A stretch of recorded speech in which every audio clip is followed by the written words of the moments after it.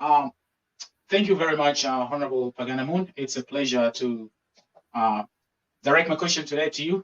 You know, they normally say that in our society or in our African culture that when a leader or an elder come and speak to the people open their ears to hear what the leader is going to say. My first question to you, Honorable, is this: based on what you have said, you have emphasized a lot on us coming together, as the citizen of South Sudan, to change what is happening in our country. Uh, this is the kind of saying that we keep talking about it all the time. Like a lot of us keep saying we need to come together, we need to unite. But that word unity, we never had proper explanation for it. What do we have to unite for? What are the objective? Because there's a lot of people don't understand the objective of unity. Because if you keep saying unity, unity, we need to have objective in place that people might understand and say, okay, this works for me, I will unite for it. As a leader, you're one of the leaders, you've been there, you sacrifice your life, to get our country where it is today. I know that you're not living within the country, you live somewhere now. You talk about this unity, us coming together. My question to you, right now, where you are, normally they say that changes start where you are from, where you're living currently. Where you are right now, what are the strategic plans that you have in place within the community where you live right now to spread this word of unity? Let's come together for all the South Sudanese tribe where you live right now. My second question will be, what is your message to the youth of today in regards to what is happening in South Sudan, or even for us, the youth in diaspora? Because it seems like our generation also is imitating what other leaders are doing. For someone like me, for some youth out there, there are some of us who are looking at what the leaders are doing, and we're aiming to do that in another 20, 30 years to come. If I get power, I will stay there. I don't want to go. I want to eat as much as I can. So what will be the message to the youth of South Sudan in general? My last question will be, based on what is happening right now in Western Equatoria, I don't know if you have some facts. What can you tell us about the intercommunal conflict that is going on in Western Equatoria? Thank you. Thank you. Thank you, Emmanuel, for your questions.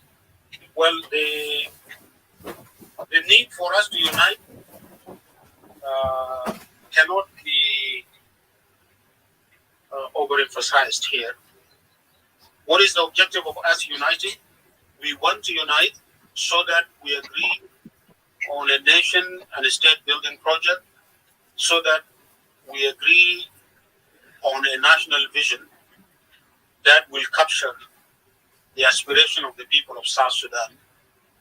That is to say, to answer the question, why have we struggled and why have we sacrificed so many lives to separate and to be independent? Why have we done that from generation to generation? I believe that has been to restore our dignity, to achieve our freedom, and to have our own state that can serve us, and our own state that can protect our national interest and our interest as a people of South Sudan. The people of South Sudan united themselves throughout the generations of struggle. It started with tribes coming together and forged common fronts, and with our chiefs coming together and speaking on behalf of all of us as South Sudanese from 1946 in Juba Conference, or our political leaders who have come together, form political parties in the 50s to call for a system that will protect the rights of the people of South Sudan. That has been the unity of our people all in the 60s, when SANO and Southern Front and Nyanya all united and presented a position calling for the respect for the right of the people of South Sudan to determine their own future, or to support them. Or during the SPL, we have united until we were able to determine our future. We were united when we were accused to determine the fate and the future of South Sudan itself, and that led to South Sudan becoming independent.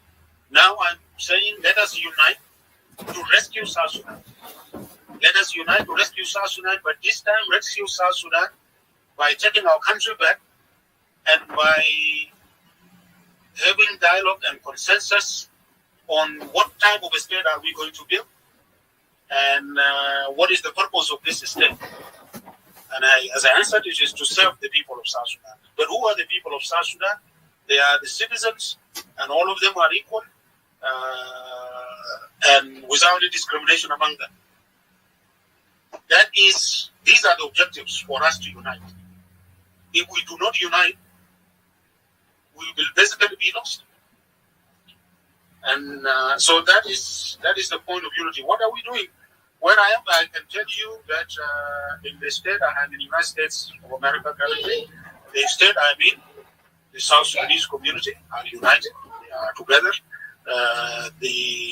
This mad tribalism that has been there is literally non-existent or not having any impact in the community.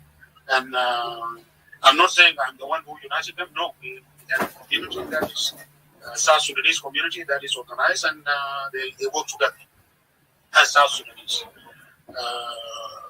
But I'm engaged also politically, and I'm active, including in the talks with the government and many others. I have been involved in all these peace talks in search for peace in the country, and all this are with the aim of bringing back the unity of our people, so that we realize the dream we had in our national anthem, where we thank God and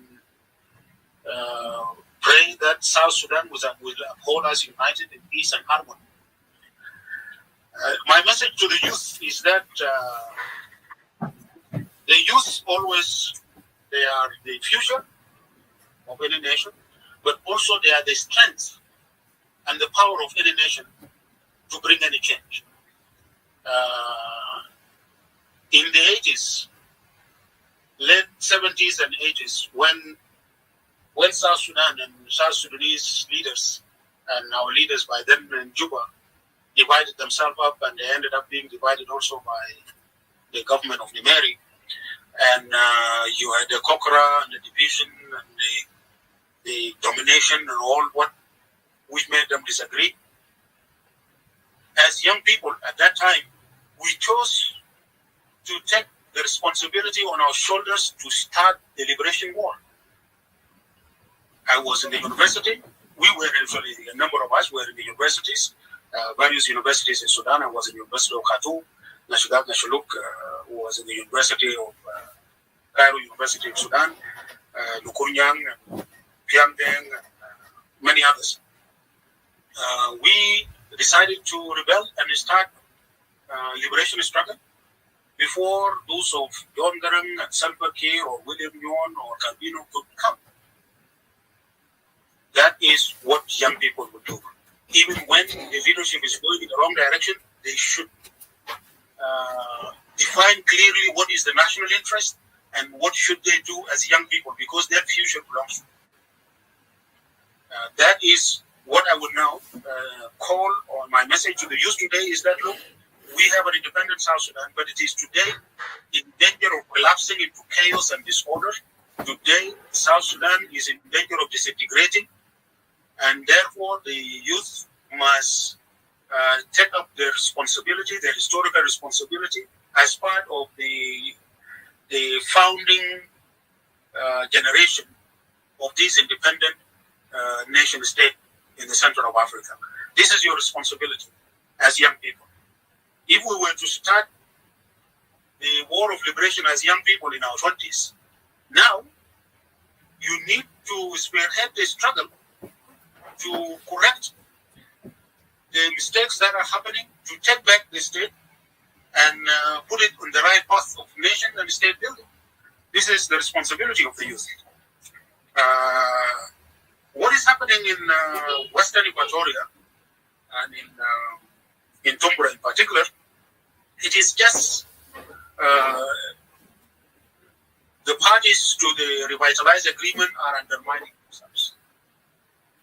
The SPLM in government is inciting against the SPLM-IO governor and the SPLM-IO presence in Western Equatoria, and it is using some leaders from Western Equatoria to undermine the SPLM-IO.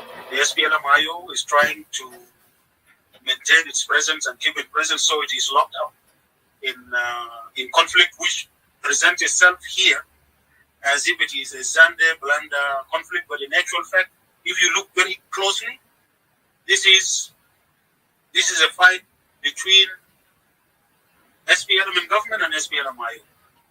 They are undermining themselves, and our people are victims for that. Our people have lived together. There should have not been any problem there, and in Western Equatoria, and it is just this politics of and games of the parties to the agreement, which is actually one of the major weaknesses of this formula of so-called government of national unity. When you put the parties to the conflict in the government and they lead a transition, they undermine the transition because each party is pursuing its own interest or trying to consolidate itself and try to undermine the other.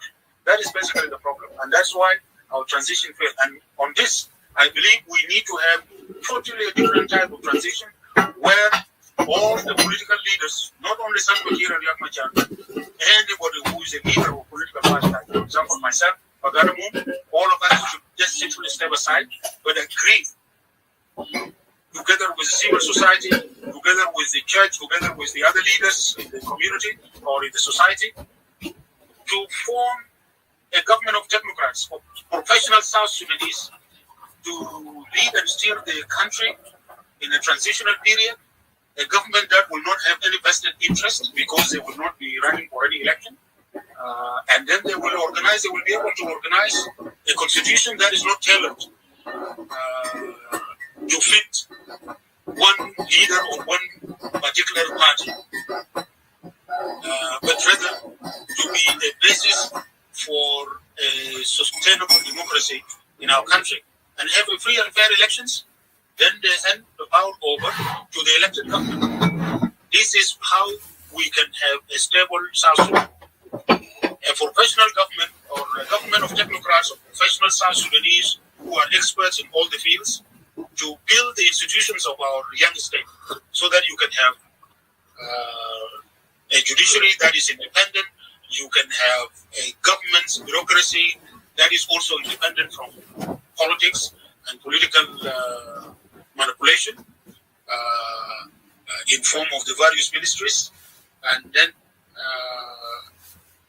you have, after you have stabilized the country and built the institutions and the organs of the state, you organize a free and fair election. But also there is need for a government of technocrats in South Sudan in transition. A government that can win back the confidence in the international community to help South Sudan with this stabilization program and with the transition. This is what I believe that need to be taken into consideration when we come together as South Sudanese stakeholders. Thank you.